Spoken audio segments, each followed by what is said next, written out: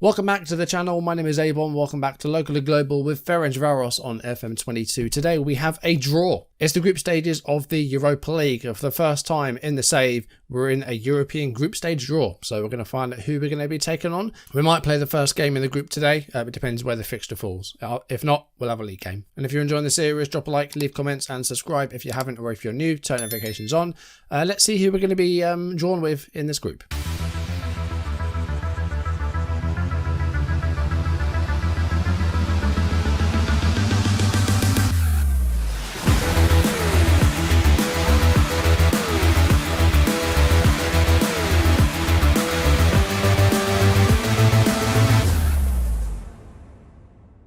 Last episode we took on Club Brugge in Champions League qualifying. Fantastic first leg, we won 2-0. And then we even scored a third early in the second leg in Belgium. But then Club Brugge decided to play football and scored 4, knocking us out of Champions League qualifying. Strangely though, we seem to bypass the Europa League playoffs and go straight into the group stage draw, which I'm not complaining about at all. But against Club Brugge, we had a good league going. We made it 3-0 in aggregate, and then we fell apart, unfortunately. We did play a couple of league games off camera. First up was a Kisvarda game away from home. We took a 1-0 lead inside half an hour. Rusnak with the square ball and Zachariasen finishing from about 6 yards out. He's been really good so far in these early games. Kisvarda equalised in the 58th minute though. A big cross found the head of Zohi, and he beat the goalkeeper to the ball, and it ended 1-1. Disappointing to drop points away from home. After that, we hosted Debrecen, took a 1-0 lead in the 19th minute. It was an own goal as it was chested in by Papazov, the defender. We took a 2-0 lead just before half-time. It was in injury time, well saved, but Juka was there for the rebound. 57 minutes in, it was 3-0. Vogelslammer with the ball to Zachariasen to score in back-to-back games. We were flying in this one. We were well on top and dominant. Number 4 came after 66 minutes.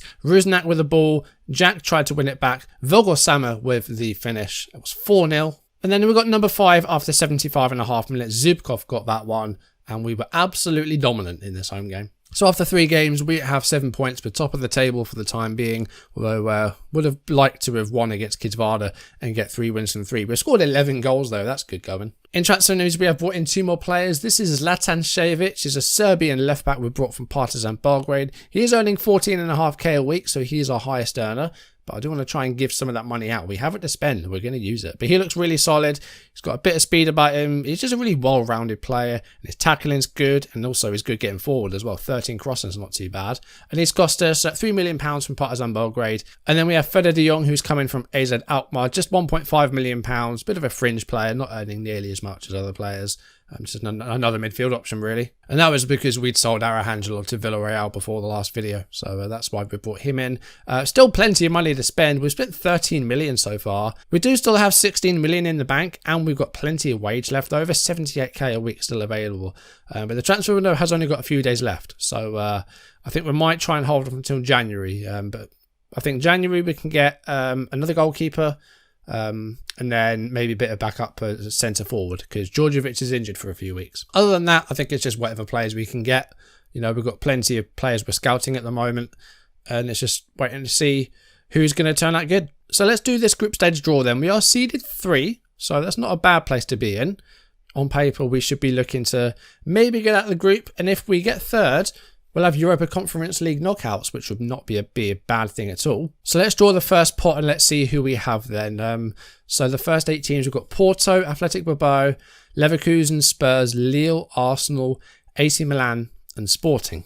Now we are like 6 years into the save, so I don't really know who's good anymore. There may well be some big changes in terms of the team's quality. But I think we can probably try and avoid Porto and the English sides and Milan. Sporting could be something we can get points from. Maybe Leverkusen, that might not be too bad. Athletic, I think we want to avoid Porto, Arsenal, Spurs and Milan though. But in the second spot we do have Atalanta, we have Zenit, we have Club Brugge, who of course knocked us out in the Champions League, but they then lost to Celtic, I think they were up against. Copenhagen, Villarreal, Red Star Belgrade, Galatasaray and Belgian champions Ostende. I mean, Group C is not looking too bad. Leverkusen and Copenhagen, that might not be too bad. Group B of Athletic and Galatasaray. You know, I think we'll struggle to get out of any of these groups, but we're going to be looking to finish 3rd. Let's do an automatic draw and let's see where we're going. We have avoided Group A, which I'm quite happy with. Group B. That's all right. Athletic Bilbao and Galatasaray. I think if we play well enough, we can take some points from those two sides and maybe get out of this group if we're lucky. Okay, so in the fourth pot, we have Craiova of Romania, Saint Etienne, Legia, Slovan Liberec, Maccabi Tel Aviv, Utrecht, Lausanne, and Bodo Glimt. This is the side that we need to be looking to beat in both ties if we want to try and, at the very least, get Europa Conference League and maybe try and get out of the group. Let's see who it's going to be then. It's not Slovan Liberec. Who's it going to be? It's Bodo Glimt, and they were the lowest ranked side. So I'm pretty confident with that. Athletic, Galatasaray, and Bodo Glimt. I think if we play well enough, we can get out of that group and get Europa League knockouts. Third, I would be fine with. Conference League knockouts, not a bad thing at all. Okay, so the first Europa League game is on the 16th. So we do have an away game against Mezu before that. I don't know how you say the Mezu name. That's what I'm going with, just Mezu. So we're going to come back from that Mezu game. We're in the middle of a 3-week break at the moment. So yeah, we'll come back for that in just a bit. Okay, we are on to the 11th of September. We're taking on Mezu. If we win the game, we will go top of the table. But before that, a little bit of transfer news before the window closed. Jordan Amavi has left the club and gone to Charleroi. He's gone to Belgium. £1.9 million fee.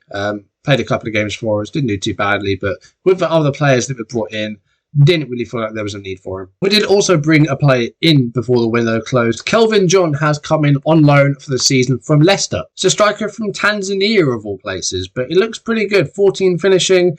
Decent off the ball. He's pretty athletic. He's got good pace. He's aggressive. He looks like a really solid striker, and he's going to be sort of sharing that role with the other two players. May well be our starting striker if he does well, but I think for today we'll stick with Juka. Djordjevic is actually hurt, so he's actually not going to play today. It's going to have to be Vogelslammer up top, and I know I did call him Vogelslammer. I realised in editing, and I laughed at myself. Zubkov's going to move to the right-hand side, and Trossard's going to move to the left. We'll get Kelvin John on the bench. We'll get Pavlov on the bench. A few tired players in here, but I think because they've been playing in the international football because we've had a big, long international break. So that's the side we're going to go with. Hopefully it does well. Actually, one last change. Adu's going to come out. Ballard's going to come in to play alongside Tollington. We are only 3 games in, but we've got 2 5-0 wins at home. And we did draw 1-1 in our away game against... I don't remember who it was against. Kisvada. That's who it was against. Okay, 8th minute of the match, and we have the ball here from a throw. Leandro Fernandez to Zubkov. He's King's S. And he's going to hold it up here. Maybe go backwards, and he does to Ballard. Here's Zubkov. And he's gotten past the defender here. That's a really good ball for Lonchar, but he can't keep the ball down. Big chance there. Here's Ballard to King's S. 19th minute of the game here. Still both sides looking for an effort on target. Zachariasen. Vogelshammer could get one here, though. Oh! That was a bad first touch. And he gets the ball back. Very generous by the Mezu defenders. It's 1-0, and it's Vogelshammer who gets it. Really good ball here by Zacharias, and Vogelshammer got away from the defence. Bad first touch, but Nunes and Mitrovic just completely miscommunicating, and Vogelshammer gets it back and scores. Oh, Fernandez was carrying it up before the game, and he is now injured. He's going to have to come off. So Pavlov will come on. I think we'll play him a bit further forward and go for a 4-2-3-1. We're going to have Zachariasen, just a bit more of a ball winner. Lonchar, like a DLP. I'm changing midfield around a bit, because I think we're going to go to a 4-2-3-1 here. We didn't really have a lot of midfield options. So fitness is a bit of a problem because there's been so much international football, but hopefully we can get through this game with 3 points. Pavlov with a big cross there, and Trossard with a header, but just wide. He is at King's S, the loanee from Inter. We're spending a lot to have him for just a season, but so far he's done well. Vogelshammer hits it down for Pavlov. Here's Lonchar.